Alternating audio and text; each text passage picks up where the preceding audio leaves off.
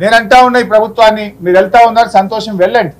వెళ్ళేటప్పుడు మార్గ మధ్యంలో రంగనాయక్ సాగర్ రిజర్వాయరు, మల్లన్న సాగర్ రిజర్వాయరు, గలగలా బారుతున్న కూడవెల్లి వాగు, ఫిబ్రవరి నెలలో కాళేశ్వరం నీళ్లతో ఈ రోజు కూడా కూడవెల్లి వాగు గలగల వారుతుంది. పక్కనే ఉన్న పచ్చటి పంట పొలాలు కూడా చూసి వెళ్ళండి. కాళేశ్వరం ఫలితాల రైతులను అడగండి. మీరు వెళ్తేటప్పుడు దుబ్బాకలో, సిద్దిపేటలో, బెజ్జంకిలో, కరీంనగర్లో, గజ్వేల్లో కాళేశ్వరం ఫలితాలు అందుకున్న రైతులను అడగండి. ఎలా మాకు మేలు జరిగిందో ఆ రైతులు కూడా చెప్తారు.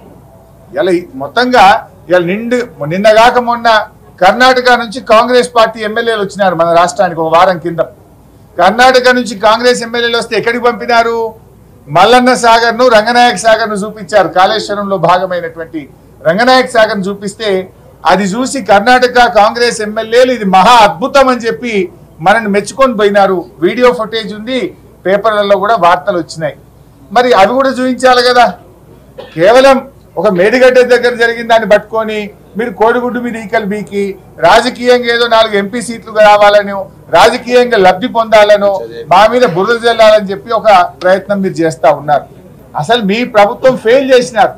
ఆనాడు తమ్మిడిహట్టి దగ్గర మీరు ప్రాజెక్టు ప్రతిపాదిస్తే అది చాప్రాల్ వైల్డ్ లైఫ్ లో శాంక్చురీలో ఇరుక్కపోయింది.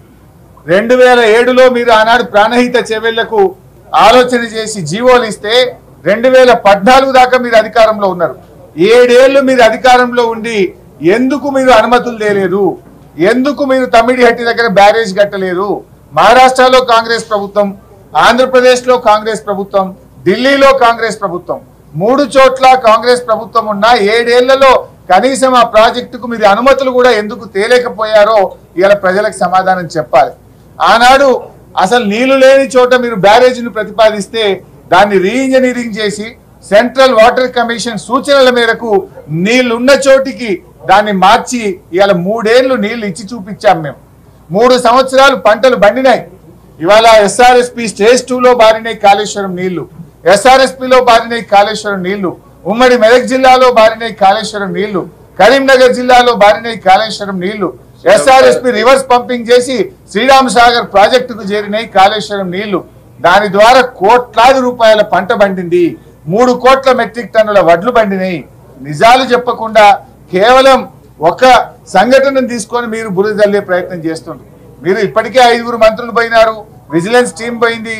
దానికి ఎక్కడ తప్పు జరిగిందో తప్పకుండా గుర్తించండి, చర్యలు తీసుకోండి, వెంటనే బ్యారేజీని పునరుద్ధరించే పని చేయండి.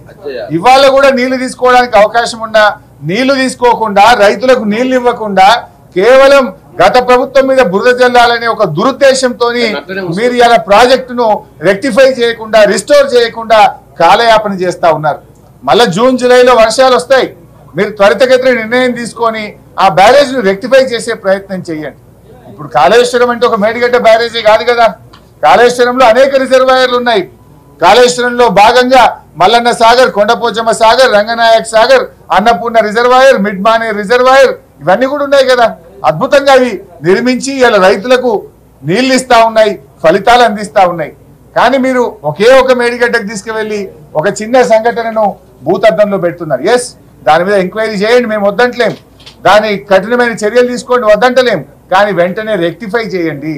Not at the cost of farmers. రైతుల్ని ఇబ్బంది పెట్టే ప్రయత్నం చేయొద్దు. రేపు మళ్ళా వానకాలానికి రైతుల